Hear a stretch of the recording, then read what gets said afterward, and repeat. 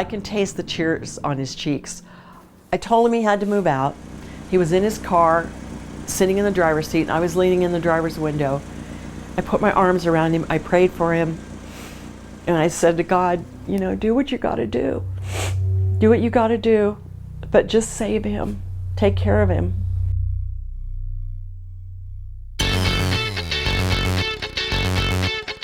Carlsbad is a quaint beach community in North County, San Diego. Upper middle class to rich. Some of your big names that come out of there would be Tony Hawk, Danny Way, Taylor Knox, Shaun White. We have all the resources that you would need. Schools, businesses, industry, tourism, beaches, whatever you need, it always had it. It's damn near impossible not to be successful coming out of Carlsbad, and this is our story.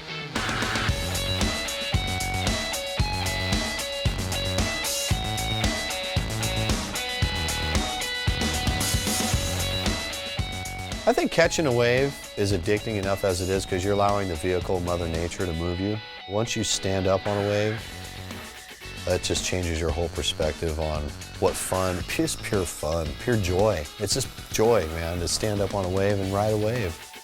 It was my release, like the second I got out of school, straight to surfing. Before school, surfing. It didn't let me stress out, like I had that escape. When you do something since you're a little kid, it's just a rite of passage. It's a way of life. It's a culture. It's what you grew up around. So there's no questioning why. You just do it because that's what you do. You live by the beach. You go to the beach. You have a toy to go play in the waves. Generally, that toy is either a boogie board or a surfboard or swim fins, and those are all an influence on where that takes you then. So why do I surf? It's because I love it. It's fun to sing around, and it's something I've done since I was pretty much born. So that's all I know.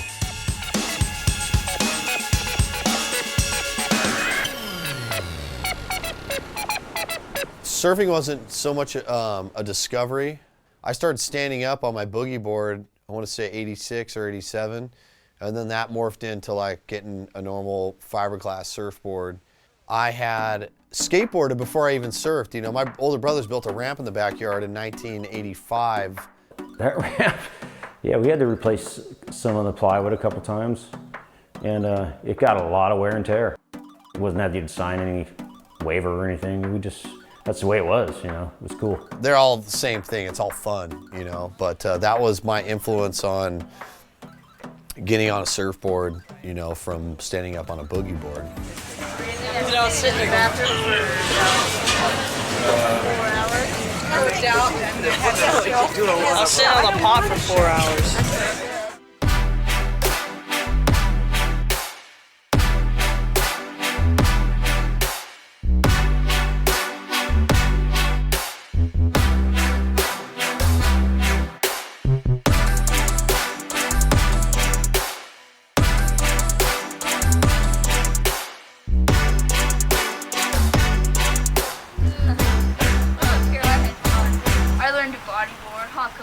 Just arrived back from Mexico, and we're going to ask for a few comments on the trip. Thanks a lot, Coach, for taking us, and, well, maybe we'll do it again next year.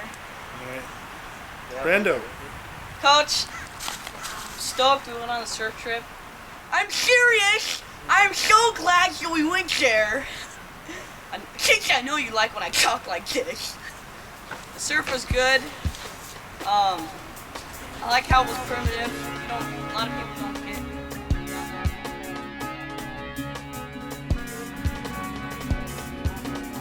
Everything about him is very aggressive, not in a negative way, but he's 100% at everything he does. It's funny, you can see people who have a skating background in their surfing. You can definitely see that about him, especially knowing how he skates. So the second he gets on a wave, his whole body, his veins are sticking out. He's going down the line, and he's gonna try to do an air. He's gonna try something that he probably is not gonna pull, but he's going for it. And when you watch him skate, he does the same thing. He's like, he's on a vert ramp when he probably shouldn't be on a vert ramp, and he's going for it.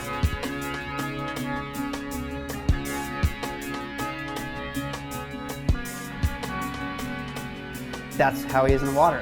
And so when he's paddling for a wave, you just kind of like, watch out, he's a bowling ball coming through the lineup.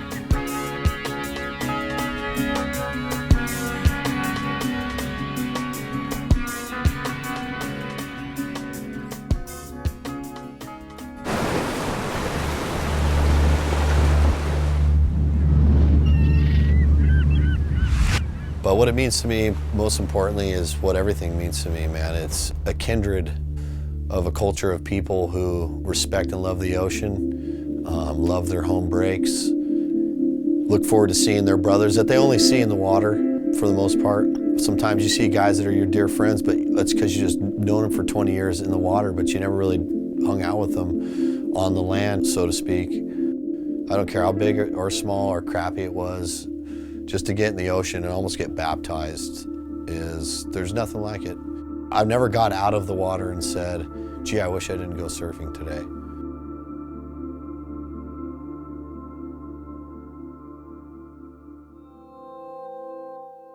Blue collar family. My dad was a furniture salesman. My two brothers and my sister were from a prior marriage. I was actually from a boyfriend, and then this man walks into my mom's life, married my mom, and raised all of us, loved us all, was just a great, great father. Bob would sit there with the newspaper reading.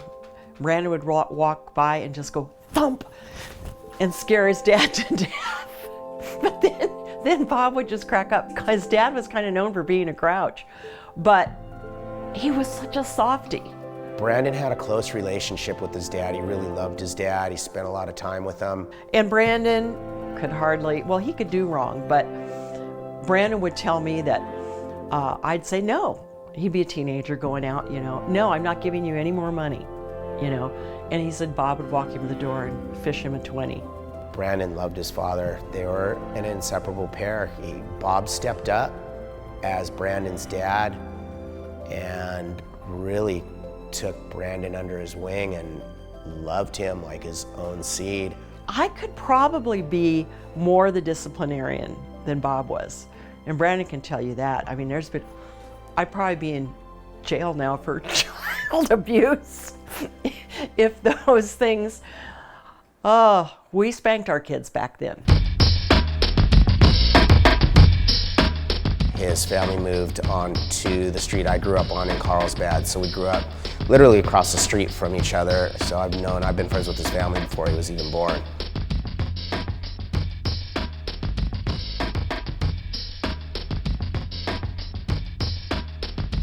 We lived in an area where there was open fields, BMX bikes was huge. Always your traditional sports was always big, if kids were into, your baseball, basketball, the Little League stuff, the Parks and Rec stuff, the Pop Warner stuff. You didn't talk back to your elders. If you were the younger one, you got beat up, you got punked. We had a thing called the box at offshore, and anyone that was older than you, they would throw you into that anytime. That's like when you're little, you were scared to go down there. I'm the youngest of four, so I grew up pretty tough. Me and two older brothers, you get picked on a lot. And we were raised well, There was really nothing bad that really ever happened. My brothers would have their punk bands come play in the backyard, and I'm talking punk bands, at least if you were in the know, that were pretty sick, like DRI and GBH and Circle Jerks, and if you were skated and surfed, that was like, dude. And I'm grateful because I see how society is nowadays, and everybody, it's always a race thing, dude, and we didn't have none of that in our family. My dad didn't care if you came in with a pink mohawk, and I'm talking, this is the 80s, man, when you get your ass kicked because you were different. You had a pink mohawk and earrings. From there, it was just always, my dad was a surfer, so I was always taken to the beach. I'd say probably around 9 or 10, I was doing local demos and skateboard competitions. I grew up down the street from my buddy, Paul Henniker, who was a big influence on me. He's in, he cuts. Oh, nice snapback. Stuff that's really mainstream now was a subculture then, if at best, with breakdancing, punk rock, and hip hop. And then skateboarding, all the action sports stuff was that. It's nothing what it is today. Good effort, Brand. His heats are over for the day. About the turn of high school, I was really all about surfing and skateboarding and really being blessed with having a decent talent, When I was about 92, I think I started getting tested for ADD. Hey, it's me, I'm the filmer, and look, I'm filming myself. Isn't that great? Oh. Come on, Brandon. Hey, this is from Fox Ridge, man. Isn't that weird? I could film myself by myself. Hi, Mom and Dad. On the tape. It's beautiful scenery I just showed you guys, huh? Huh. Huh. Huh. Oh. If Mrs. Shope's class see this, hi. I'm kind of dumb right now, but I'm missing school. What can I say? I'd rather be here than at school. You guys are probably going, turn to math page 3. Thank you. We checked into getting him looked at, and we went down and saw a great specialist. She was amazing. And I had to fill out a stack of papers. The school had to fill out a stack of papers. Through reading them, she goes, he's classic ADD. She said, and the interesting thing is those kids, skaters, surfers, all these sort of ex-gamer type of people, these daredevils, you find them as Navy SEALs, you find them as football players, you find them in the military, and you find them in prison. At an early age, he was already being prescribed speed as on a medical level to help him focus, which for a lot of people, those type of medications do help somebody that's ADD, but for Brandon, I believe it sent him down the wrong path.